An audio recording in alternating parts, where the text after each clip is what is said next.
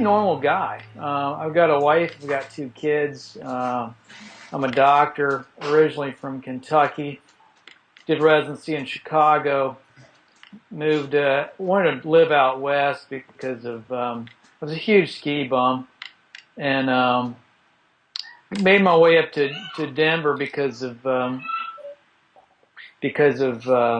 dad was living there teaching at the university, and I was able to get in 60, 70, 80 days a year skiing. I was working in the emergency department, just like Greer. I'm an ER trained guy working at a trauma center right downtown. That led me down this path to meeting Greer and doing this alternative kind of stuff. I've always had an interest. When I was a kid, growing up on a farm, we were always out looking around for UFOs. We believed strongly they existed. Never saw anything to speak of, but my sister and I were very interested. But here there was this sort of ER doc, and it sounded like I mean, of course, anybody can watch him for 5 minutes and realize he's a bit egocentric, and he's a bit, he's a bit of a character. But then, who isn't, right? I mean, we're all kind of quirky folks in this world. Yeah, I try not to judge the people. Just try to look at the information, yeah. Right? Exactly. So I got more and more interested in his stuff, and we were down. We were down here in Mexico in about January of 11, and we started. My wife and I got interested in this resonance viewing. There was a guy named Simeon Hein, Simeon, last name Hein, and he essentially teaches how to resonance view, and he has some lectures on the internet, and then you can actually pay. He's got a site where he does resonance viewing exercises. He's got his PhD in, I believe, economics or some sort of data analysis, maybe. He lives in Boulder, which is right up the road from us. We actually went and met him. He's an interesting kook, too. Or not kook is too strong. He's an interesting dude. But my wife and I were really struck with our experience of resonance viewing. Well, essentially, we would put the kids to bed while we were in Mexico, and we would follow this protocol that Simeon had put together. So she kept it up, but essentially, we finally let that go, ultimately. But there were other pictures that I could describe, but my description doesn't do them much justice. And really, the point that I was making is through doing this work through the Simeon Hein and resonance viewing, what I really started to create a curiosity around was, is there something else out there? Because resonance viewing is based upon, quantum field theory, where there's everything has interrelatedness in some sort of quantum way, so that you can potentially access everything that ever was or everything that ever will be. Mm-hmm. So when we came back from the Mexico trip, I was ready to do one of these CE-5 initiatives, and one of the main reasons that I was interested in it is because I went up and met Simeon. My wife and I did. My wife's pretty hot, so he was actually more interested in talking to her than me. Yeah. Kind of funny.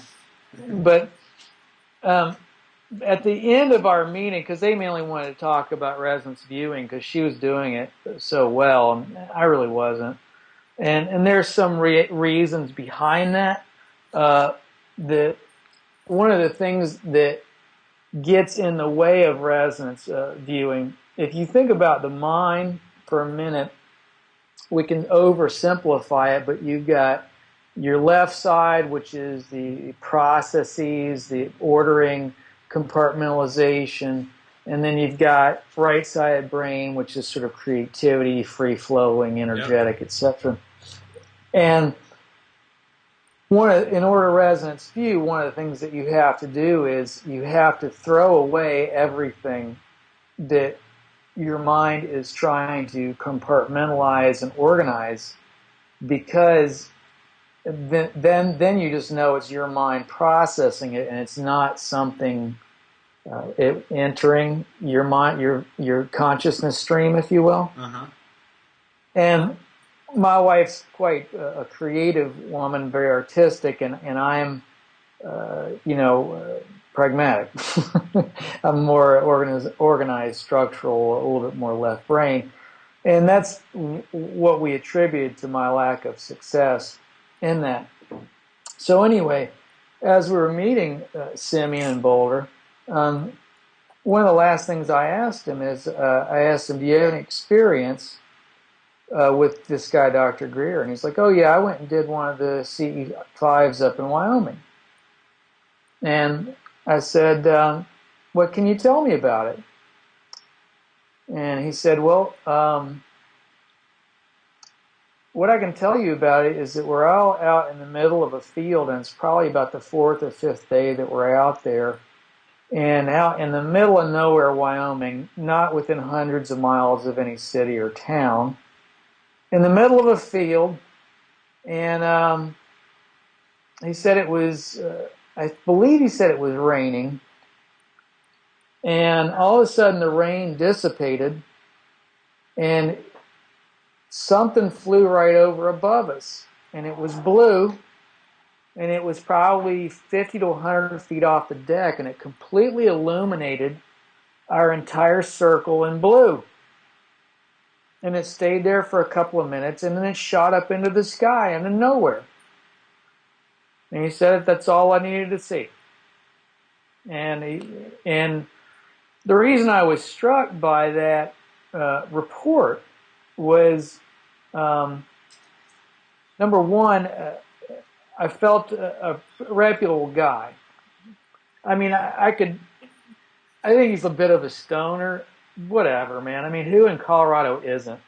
Probably except me. I think I'm the only non-stoner in the entire state. Uh-huh.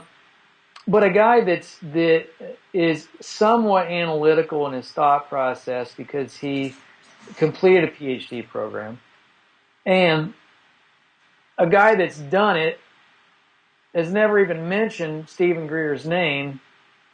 And then I bring it up, and he's like, oh yeah, I had this crazy-ass experience that I don't tell anybody. And I think I know why it's not the first thing out of his mouth, because you sound like a total freak.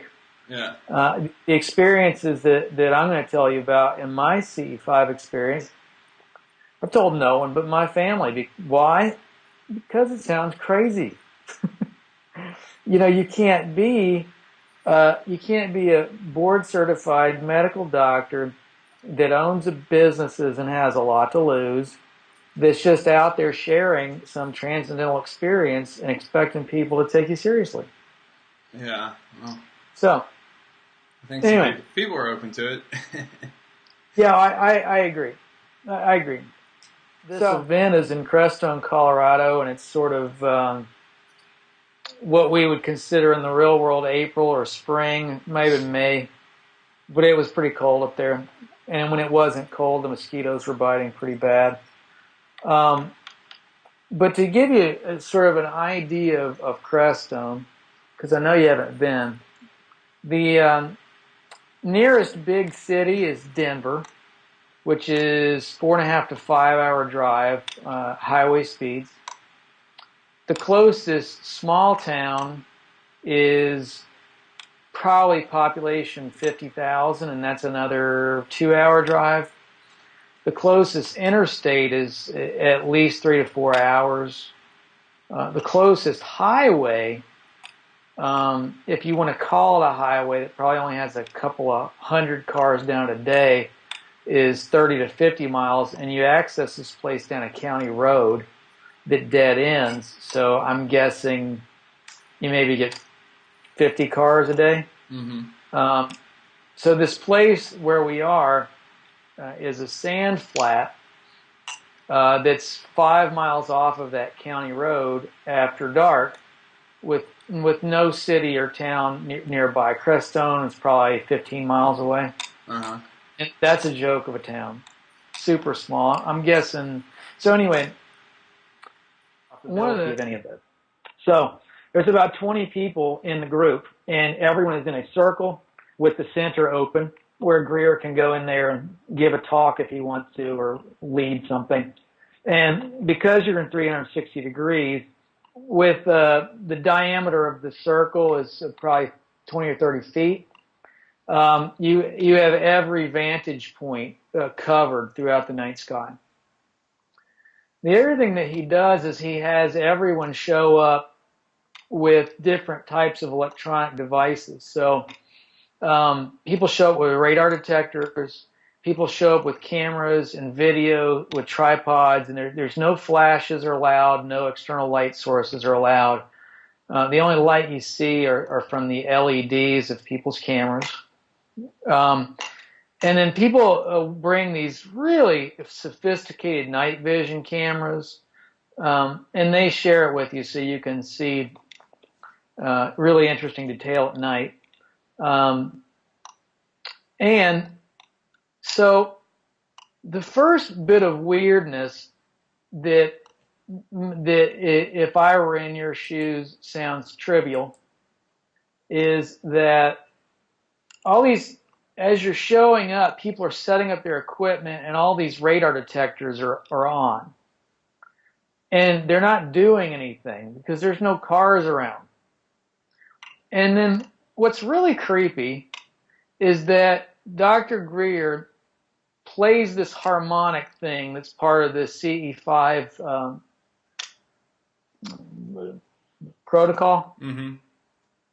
And you do a brief meditation to sort of get everybody centered and everybody calmed down and sort of out of their heads a little bit. He leads a meditation, and these radar detectors start going absolutely crazy.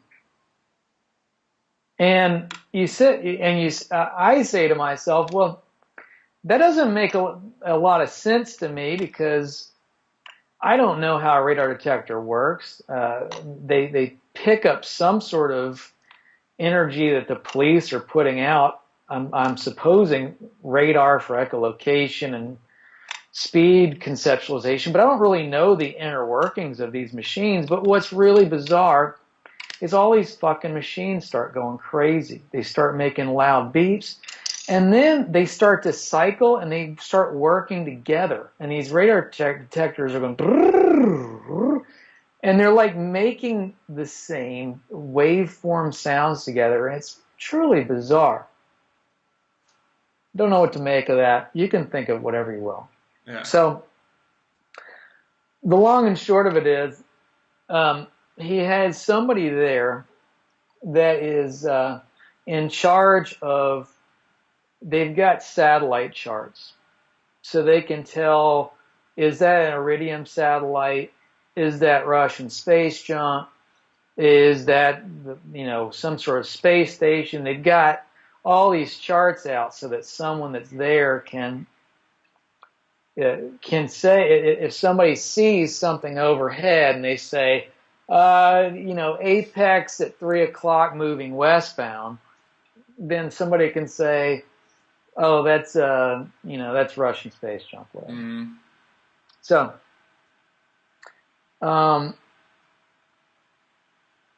so if I can just sort of bring in a total of 5 days, weird stuff happened. Weird flashes of light within the circle. We saw lots of, I say lots, probably saw 5 or 6 orbs of light, meaning 500 feet away, a circular blast of energetic light that all of us witnessed that would be there and spontaneously go away. And I even was one of the people at one time that put on the night vision glasses and walked over to the area where we saw it, and there was nothing there but a bank of dirt. I think one of the more spectacular things that happened when we were in that circle there on the sand flat was that I say more than one person, It may have been 5, it may have been 30, I don't know how many. We noticed something overhead that looked like it was a satellite. And we all located it. Somebody would call out some coordinates, and we were looking up at it. And then one of the protocols that you do is if it's something you're looking at that's man-made, you ask it in your mind as a group or an individual, I need you to move north, move south. And of course, if it's a man-made object, it can't do that. Likewise, these things are traveling at thousands of miles an hour, so it doesn't really meet within the envelope of specs for a satellite object to be able to make that type of turn at that kind of velocity. So I recall specifically one night when we saw an object and we as a group asked it to make a sharp, north turn at a 90-degree angle, and the fucking thing did it. And that, and you could imagine the energy level of how everybody would gasp when you're sitting in a group asking something going, 10,000 miles an hour to take a right-hand turn and not change your velocity at all, and it just did it like that. And we followed that object until it was no longer visible. Here's what you need to understand, is that when you do this kind of thing, this is on the experiential level. And so imagine if a teenager, this is the best analogy I can think of. Imagine if a teenager came up to you and they said, can you explain to me what having an orgasm during sex feels like? That's a transcendental moment for humans, where it's trying to explain the unexplainable. And so the issue with this CE-5 thing is some of the most moving things that happened on this experience were experiences that no one else was there to experience. The two experiences that I had on this CE-5 initiative that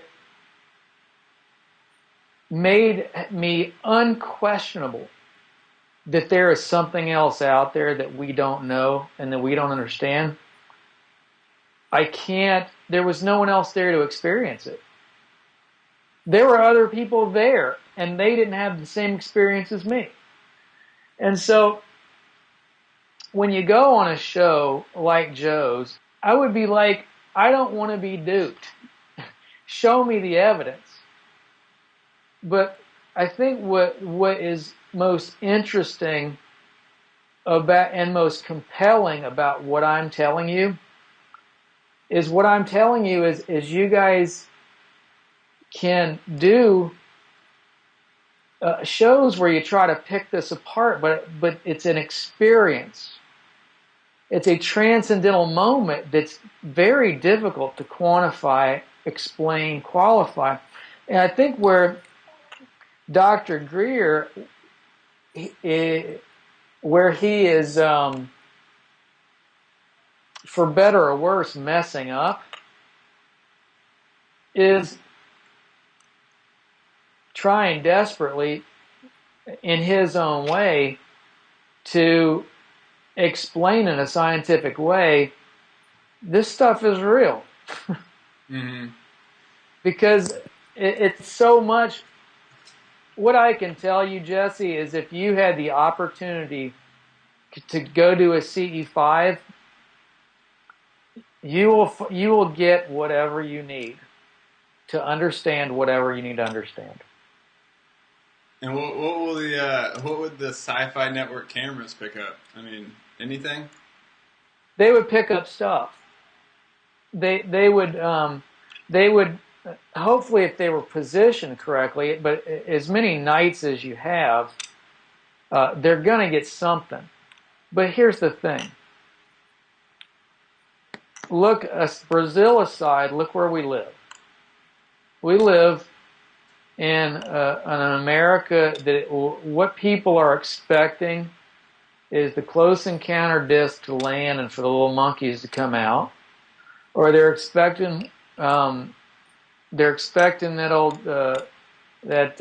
black rapper to fly overhead in an F-18 and be shooting down the freaking whatevers, right? Mm-hmm. We live in this world that if Joe picked up a couple of orbs of light on camera, is that going to be enough to convince anyone? I mean, Dr. Greer, if you go on his website, he's got pictures of orbs ad nauseum. He's got crafts of light shooting overhead. And people can experience, they can explain that away because they weren't there. And it gets people in their safety zone. But what I'm telling you is if you were there and you experienced it, you saw it firsthand, you experienced the energy level that's in the group, and you experienced that thing inside of you we all want to see some definitive evidence because humans are pioneers. You know, what we do as a species is go where no man has gone before.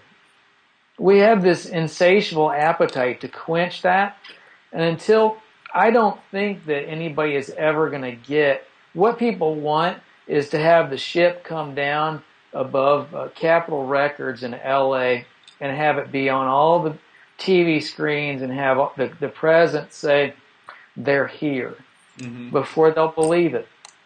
I don't think that anything like that's going to happen. I don't think anything that Joe could pick up could satisfy the masses. But what I would submit is that if you went and did one of these, you would either see enough or not enough to satisfy whatever urge that you've got. But yeah, I'm kind of with Joe Rogan on the I want to believe spectrum. Yeah, and I did too, and that's why I went. And the interesting thing is I went extremely skeptical, and I really had to check that because there's a certain quorum of intent. So if you ever study any mind training, any Buddhist mind training, what you'll find out is that intention is really the keystone of what we get out of life. For example, if you intend to be happy, strangely enough, everything shows up kind of fun. And if you have the intention of being in a pissy-ass mood, it's kind of weird how everybody shows up an asshole or a bitch. Life is weird that way. So when I went to the CE-5, I was a skeptic, but I knew I had to check some of that skepticism at the door and be open-minded and not be attached to preconceived notions. Like what I was telling myself before I went was, you know what? The only way I'm really going to believe this if I see the darn mothership come down and land right in the middle of us, then I'll believe. And strangely enough, the incident that made me a complete and total believer, in conjunction with everything else that we had seen in a group, was something that I experienced completely alone. You want me to tell you about that experience? Yeah. So, one of the last days of the group meeting, we went up to Blanca Peak, which is a national park, and this Blanca Peak is a mountain that the Native Americans have always said is that inside of the mountain is essentially a landing strip for the gods of light from above, or they're essentially saying this mountain is a landing strip for aliens. And in one of Greer's books, he actually has an account with at least 4 witnesses where they witnessed a craft landing and there was a bunch of light and they walked up and had some sort of interaction with this ship. So what we did was we went up there. We got a permit from the park, which had closed.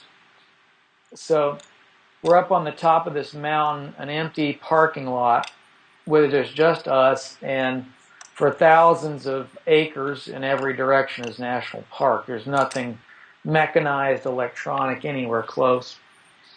And so we did this a meditation or whatever, and then our intent was we were going to go up to this previous landing site and all move towards this landing site together in the hopes of some type of interactive experience. And we all had a buddy. We're on the buddy system so that nobody would ever get lost because we're in the middle of nowhere. So I had this buddy. His name was Larry, and we drove out there together and drove back together. So anyway, it's about 1 in the morning, and we finally meditated. We've quietly gone up to this landing site, and I said I'm going to be right next to Greer because, you know, if he's had all these experiences, damn, I want to be right next to him if one of them happens. Mm-hmm. And Larry was actually a couple of feet behind me. So as a group, we all start to walk very slowly up towards this landing site, and we probably walked for 20 or 30 feet. And what happened to me was, as we were walking forward, so we're in the middle of nowhere, we're walking up, about 20 of us in a group. We've got our hands to our sides so we don't look like, 20 cavemen walking towards some interstellar civilization that gets freaked out. And off in the distance, I didn't look over there, but over and to the right, it sounds about 10 or 15 feet away, I hear the strangest sound, like very close to what a radar gun would sound like when you were a little kid, like a wow, wow, wow, wow, wow, wow. Okay. And I look over there and I see nothing, and I see no lights, and I don't see anybody else reacting to it. So we keep walking forward, and once again over there I hear this whoa, whoa, whoa, and it's sounding louder, and it's sounding more intrusive, and I'm actually quite puzzled by it. But we keep walking forward, and at the end we stop, everybody stays silent, and we walk back to the parking lot, which is about a quarter of a mile walk away. And what was truly in the realm of bizarre for me, and also what really sold me on this entire experience, was that sound was very clear to me. It was clearly not man-made. I can go through the differential diagnosis for you of what's the differential of somebody hearing weird sounds in their ear. But I can tell you I don't fit that model for any of them. I'm not having temporal lobe seizures. I'm not having tinnitus. I'm not having an organic cause for me to hear that weird sound. Yeah, there had to be a lot of wildlife. What's that? You had to have, you're out in the... Yeah, we're out in wildlife, man, and this shit was radar gun, sci-fi sounds. Okay. Now, here's the thing this was, nobody else heard it, okay? Now, that's, to me, is bizarre, because this shit was loud, and it was way over there, and it was not created here, and it was not an organic sound, and no one else heard it. Now, here's what is really shocking to me, is my buddy Larry, who I told you was about 5 or 10 feet behind, mm-hmm. He saw something. He saw laser lights in a grid on the ground, about 3 feet off the ground, that were in grids that made squares, all the way across this vast opening in which we were. I saw nothing of that nature. So Larry and I, we drove home, and everybody else shared their bizarre fucking experience in this place. not everyone, a select few had experiences of which no one else experienced it. Hmm. And so I'm driving home with Larry. It's about a 2 hour drive, no, an hour drive back to Crestone. And I was truly taken by this experience because I had an experience that told me definitively and without question that something otherworldly was going on, that no one else in the group had the experience of, and others had a similar experience that no one else experienced. Tell me why that happened on a mass scale. Why did 5 or 10 people have a unique experience that no one else experienced? It's almost the same as everyone having the same experience and sharing it, Yeah. right? Yeah. If you look at it from a scientific process, if everyone is in the same space, and let's say 90% of the people there at least are sane, there are a couple of Fruit Loops there, man. I mean, you're going to attract the Fruit Loops. They're like, oh, your aura and your energy, and I see the ghost. You know, they say stupid, crazy shit, man. You're going to attract those. Yeah.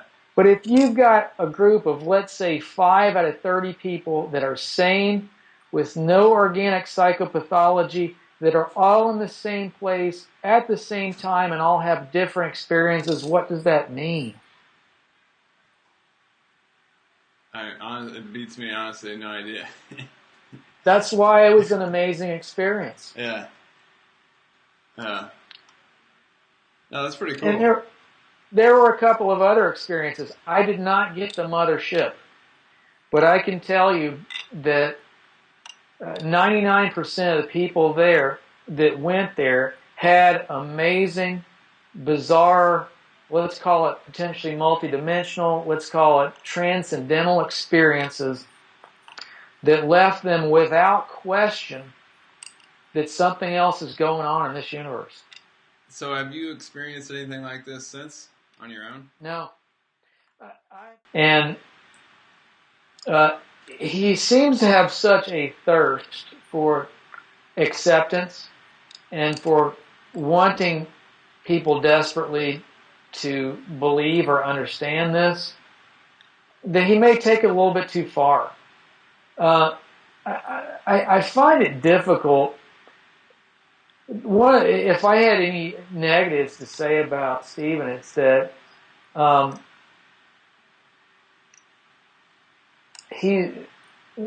just explained to you, how do you explain to someone who's never had sex or an orgasm what it feels like? Yeah. To me, I think that that's a little bit too much to bite off and chew.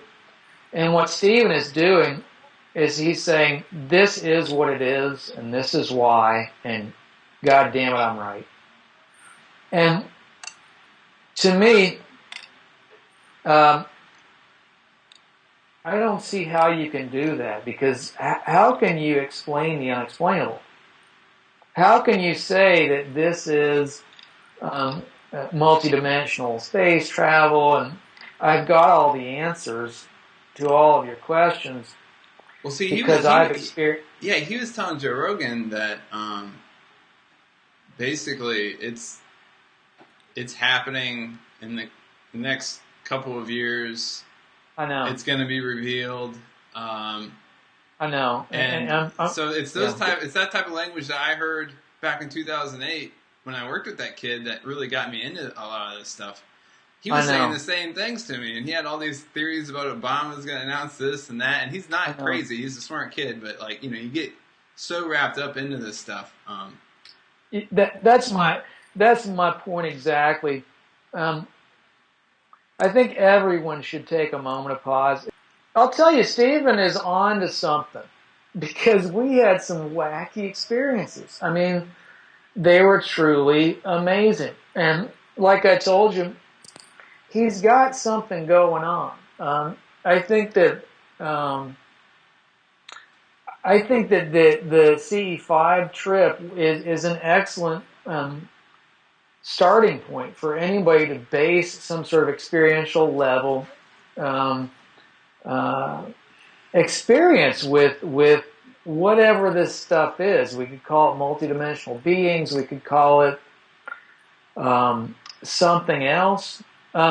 Where the shortcomings of the CE-5 trip are is all the days where you sit through lectures and you hear about cabals and black budgets and people repeatedly trying to kill him but unsuccessful. But I mean, all that's just. I think Joe said it best. There's no doubt that he believes what he's saying 100%. You know, whether or not it's the truth, who knows? But I tell you what, there's something that I learned. One of the reasons that I have been as successful in business as I have is I realized the point in time where I was getting in the way of the business. Meaning I was trying so hard to keep control of the business, to be a doctor, to manage people, to do the books, to the accounting, the legal aspect. And I attribute 99% of my success to, number one, putting an amazing team around me. And number two, getting out of the way for this thing to be whatever it's going to be. And so Stephen has this amazing thing going. You should see him when he's out doing the CE-5 thing at night. He's truly inspirational. And he has got this thing nailed where he can bring groups of people together. And he's got this protocol together and amazing stuff shows up. But my only commentary on him is get out of the way. Because when he tries to bring himself into the center with, I've got threats on my life and I've briefed all these presidents and blah, blah, blah. And it gets to sounding very egocentric and almost discredits the amazing stuff that happens there at night. Mm-hmm. Does that make sense to you? That makes total sense, yeah. I mean, that's it's like, I wanted to say, get out of the way, man. Let's stop talking about you and let's start talking about possibilities. Let's talk about experiences. Let me just tell you about one other thing that happened that will give you a greater understanding of what I'm saying about get out of the way. Uh-huh. We're sitting around in a circle and we have our eyes closed and we're meditating. And he has those night vision goggles on. He's got this insane pair that has amazing detail. And he's leading us through a meditation. All of a sudden he's like, oh shit, I just saw this amazing spacecraft over that mountain over there. And we all turned around and whatever he saw was gone. So then the next day we're in one of his lectures or group meetings and we're talking. And he's talking about an example and he's like, and remember last night when we saw that spacecraft over by that mountain? And he goes on and so he has submitted as evidence into the group that thing happened when he was the only experiencer. Yeah. So that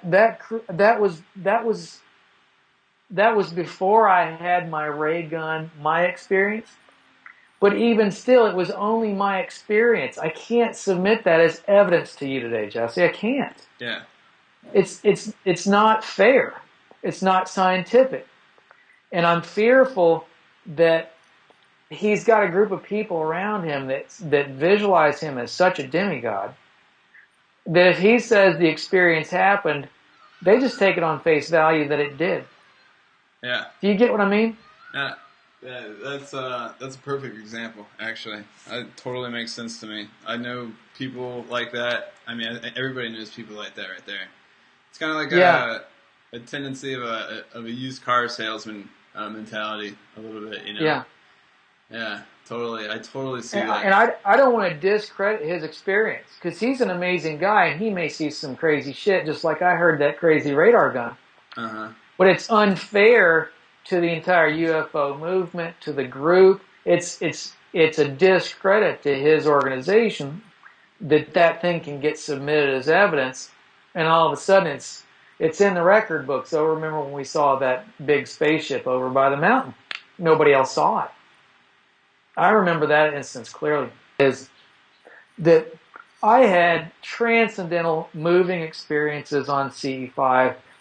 Dr. Greer is doing something, and it's crazy because he is getting something is happening on every freaking trip. I had incredible moving experiences, but the most moving ones were the ones that I can only tell you. You can only take my word for it because I've got no scientific evidence for it.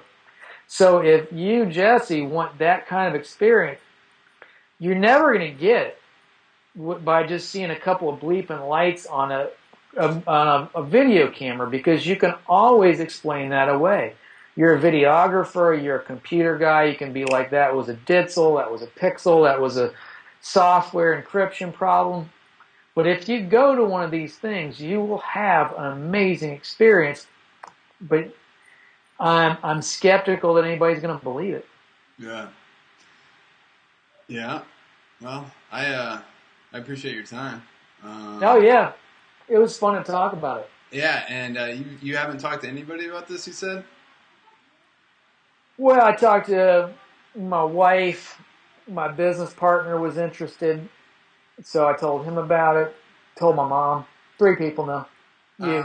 Or I just didn't want it sliced up to where it sounds like I'm making Gurr out to be a total, idiot or a chode or something. I mean, I think you got the point. He's an amazing guy, but he's the only thing limiting himself. Yeah, no, I'm not. I have no angle. I have no. Yeah. I have no fight in this battle. I just. There you go. I want you to go experience it because it'll blow your mind. What did you pay to go out there? I think it's like $700 or $800. Uh-huh. And luckily for me, I mean, the hotel that you stay in is freaking $30 a night or something, or you could even camp out if you wanted. And I could drive over because there's one down in Florida. They do one down at Naples, I think. Pretty close to you. I'm surprised that Florida would have. Well, I guess there's a lot of sightings down there, but.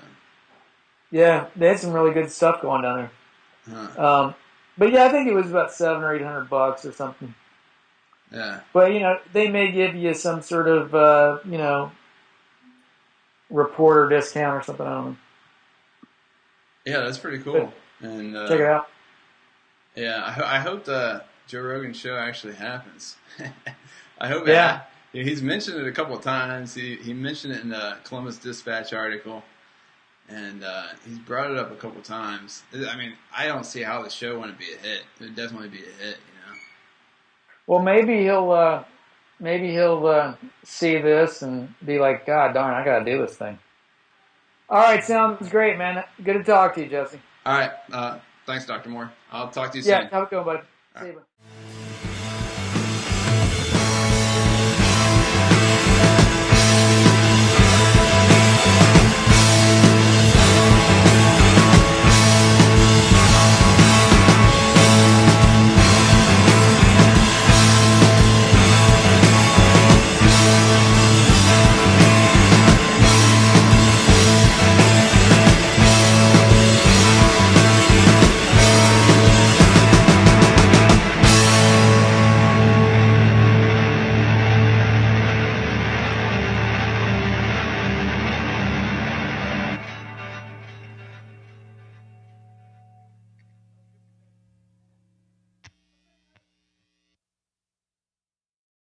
And out in the middle of nowhere, Wyoming, not within hundreds of miles of any city or town, in the middle of a field, and he said it was, I believe he said it was raining, and all of a sudden the rain dissipated, and something flew right over above us, and it was blue, and it was probably 50 to 100 feet off the deck, and it completely illuminated our entire circle in blue. And it stayed there for a couple of minutes, and then it shot up into the sky into nowhere. And he said that's all I needed to see. And the reason I was struck by that report was, number one, I felt a reputable guy. I mean, I think he's a bit of a stoner. Whatever, man. I mean, who in Colorado isn't? Probably except me. I think I'm the only non-stoner in the entire state. But a guy that is somewhat analytical in his thought process because he completed a PhD program, and a guy that's done it has never even mentioned Stephen Greer's name. And then I bring it up, and he's like, "Oh yeah, I had this crazy ass experience that I don't tell anybody." And I think I know why it's not the first thing out of his mouth, because you sound like a total freak.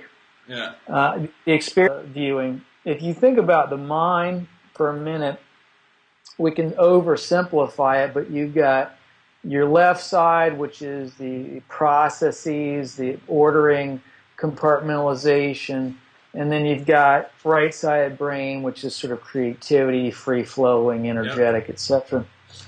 And in order resonance view, one of the things that you have to do is you have to throw away everything that your mind is trying to compartmentalize and organize, because then you just know it's your mind processing it, and it's not something entering your mind, your consciousness stream, if you will. And my wife's quite a creative woman, very artistic, and I'm, pragmatic. I'm more organized, structural, a little bit more left brain, and that's what we attribute to my lack of success in that. So anyway, as we were meeting Simeon in Boulder, one of the last things I asked him is, do you have any experience with this guy, Dr. Greer? And he's like, "Oh yeah, I went and did one of the CE-5s up in Wyoming." And I said, "What can you tell me about it?" And he said, "Well, what I can tell you about it is that we're all out in the middle of a field, and it's probably about the 4th or 5th day that we're out there.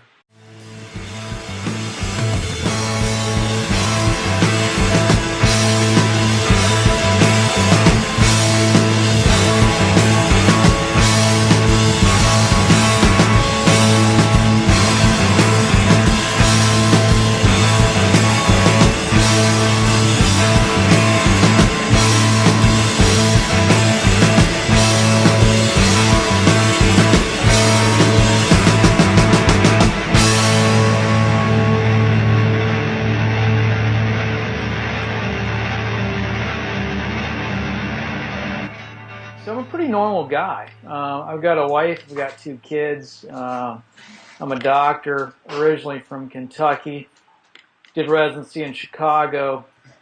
Moved, wanted to live out west because of, I was a huge ski bum. And made my way up to Denver because of my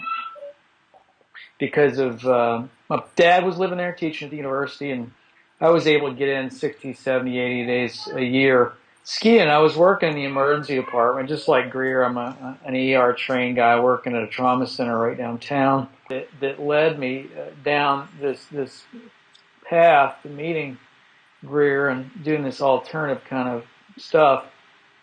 I've always had an interest. When I was a kid growing up on a farm, we were always out looking around for UFOs. We believed strongly they existed, never saw anything to speak of, but my sister and I were very interested. But here there was this sort of ER doc, and it sounded like of course anybody can watch him for 5 minutes and realize he's a bit egocentric, and he's a bit, he's a bit of a character, but then who isn't, right? I mean, we're all kind of quirky folks in this world. Yeah, I try not to judge the people. Just try to look at the information, right? Exactly. So I got more and more interested in his stuff, and we were down here in Mexico in about January of 11, and we started. My wife and I got interested in this resonance viewing. There was a guy named Simeon Hein, Simeon, last name Hein, and he essentially teaches how to resonance view, and he has some lectures on the internet, and then you can actually pay. He's got a site where he does resonance viewing exercises. He's got his PhD in, I believe, economics or some sort of data analysis, maybe. He lives in Boulder, which is right up the road from us. We actually went and met him. He's an interesting kook, too. Or not kook is too strong. He's an interesting dude. But my wife and I were really struck with our experience of resonance viewing. Well, essentially, we would put the kids to bed while we were in Mexico, and we would follow this protocol that Simeon had put together. So she kept it up, but essentially, we finally let that go, ultimately.